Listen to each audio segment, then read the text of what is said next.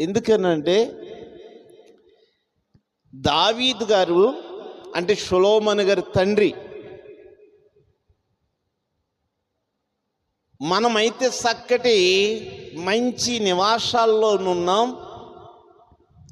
దేవునికి ఒక మందిరము కట్టాలి, ఆ మందిరములో దేవుని యొక్క మందసం పెట్టాలి అని చెప్పి ఆలోచన కలిగిందంట. ఎందుకంటే మనం చక్కగా మంచి గృహాల్లో మనం ఉంటున్నాము, దేవునికి ఒక మందిరము కట్టి ఆ మందిరములో ఆయన మందసము పెట్టాలని ఆలోచన వచ్చిందంట. ఆలోచన వచ్చినప్పుడు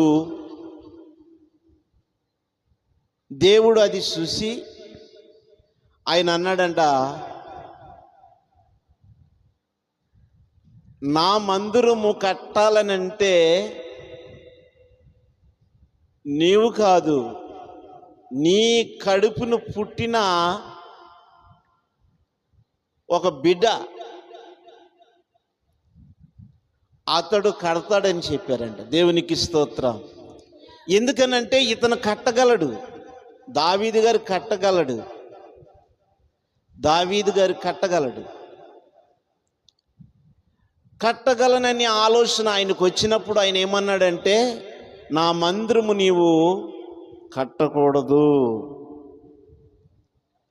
మరి ఎవరు కట్టాలి ప్రభువా అని అంటే, నీ కడుపును పుట్టిన ఒక బిడ్డ ఉంటాడు, ఆయన సొలొమోను. ఆయన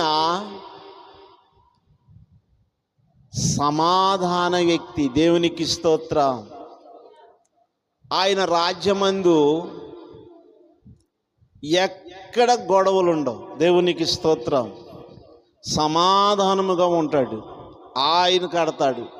నీవైతే యుద్ధాలు చేసి నీ చేతులు రక్తం అంటుకుని ఉన్నది, అందుకనే నీవు కట్టడానికి కుదరదని చెప్పాడు. దేవునికి స్తోత్రం.